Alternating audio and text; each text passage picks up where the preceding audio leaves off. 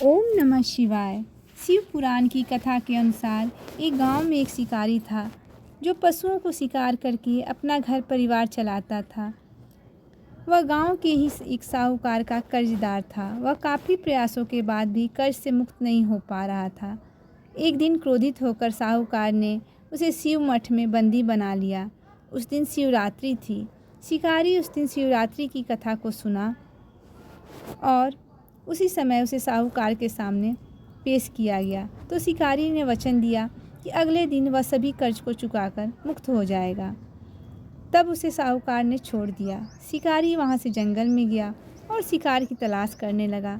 वह एक तालाब के किनारे पहुँचा। वहाँ पर एक बेल के पेड़ के नीचे अपना ठिकाना बनाने लगा। उस पेड़ के नीचे एक बेल वृक्ष की टहनियों को तोड़कर वह नीचे फेंकता गया और बेलपत्र के नीचे एक शिवलिंग था, उस पर वह बेलपत्र गिरते गया।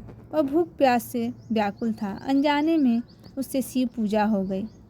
दोपहर तक वह भूखा ही रहा। रात में एक गर्भवती हिरन तालाब में पानी पीने आई। तभी शिकारी ने उसे मारने के लिए धनुष बाण तैयार कर लिया। उस हिरन ने कहा कि वह बच्चे को जन्म देने वाली है, तुम एक साथ दो हत्या ना करो। बच्चे को जन्म देकर तुम्हारे पास आ जाऊंगी, तब तुम शिकार कर लेना। यह सुनकर शिकारी ने उसे जाने दिया। कुछ देर बाद एक और हिरन आई तो शिकारी उसका शिकार करने को तैयार हो गया। तभी उस हिरन ने कहा कि वह अभी ऋतु से मुक्त हुई है। वह अपने पति की तलाश कर रही है क्योंकि वह काम के वशीभूत है। वह जल्द ही पति से मिलने के बाद शिकार के लिए उपस्थित हो जाएगी। शिकारी ने उसे छोड़ दिया। देर रात एक हिरन अपने बच्चों के साथ उस तालाब के पास आई। शिकार एक साथ कई शिकार देकर खुश हो गया। वह शिकारी शिकार करने के लिए तैयार हो गया। तभी उस हिरन ने कहा कि वह अपने बच्चों के साथ उनके पिता की तलाश कर रही है।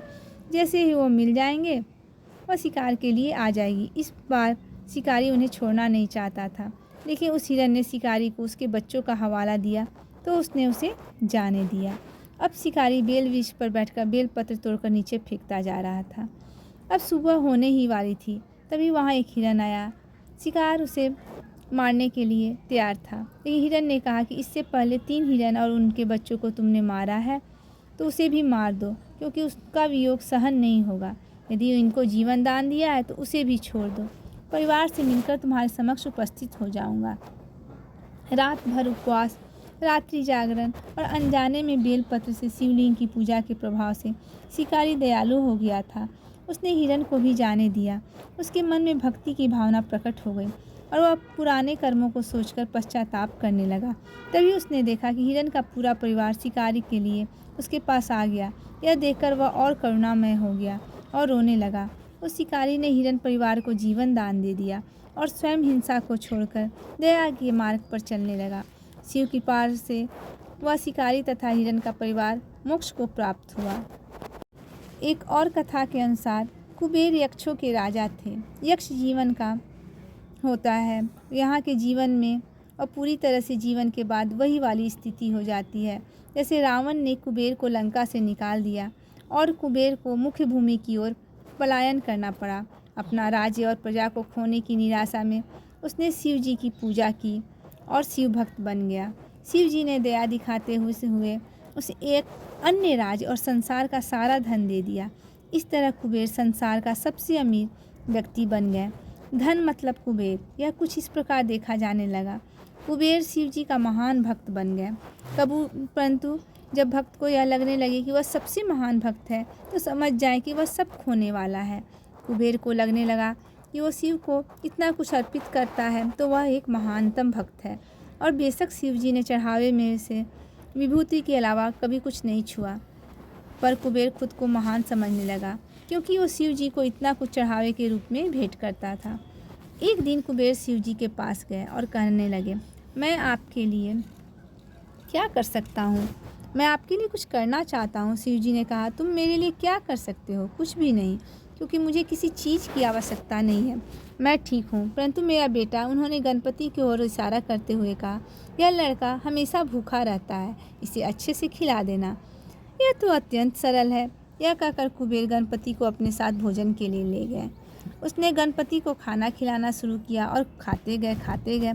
कुबेर ने सैकड़ों रसोइयों की व्यवस्था की और प्रचुर मात्रा में खाना बनाना शुरू किया, क्योंकि यह सारा भोजन गणपति को परोसा और वे खाते रहे। कुबेर चिंतित हो उठे और कहा, रुक जाओ, अगर तुम इतना खाओगे तो तुम्हारा पेट फट जाएगा। गणपति ने कहा, आप उसकी चिंता मत करिए, देखिए मैंने एक सांप को एक कमर पेटी में बांध रखा है। आप मेरे पेट की चिंता ना करें, मुझे भूख लगी है, मुझे खाना खिलाएं। आप ही ने कहा था कि आप मेरी भूख मिटा देंगे। कुबेर ने अपना सारा धन खर्च कर दिया। कहते हैं कुबेर ने दूसरे लोगों से भी भोजन मंगवा के गणपति को खिलाया। गणपति ने सारा भोजन खाने के बाद भी कहा, मैं अभी भी भूखा हूँ, मेरा भोजन कहाँ है। तब कुबेर को अपने विचार के छोटेपन का एहसास हुआ और उसने शिव के सामने झुकते हुए कहा, मैं समझ गया, मेरा धन आपके सामने एक तिनके के समान भी नहीं है। जो आपने मुझे दिया उसी का कुछ अंश आपको वापस देकर मैंने खुद को एक महान भक्त समझने की गलती की और इस क्षण के बाद उसके जीवन ने एक अलग ही दिशा ले ली। शिवरात्रि के दिन ही कुबेर ने पिछले जन्म में रात भर शिवलिंग पर के सामने दीपक जलाया था। इस कारण से वह महान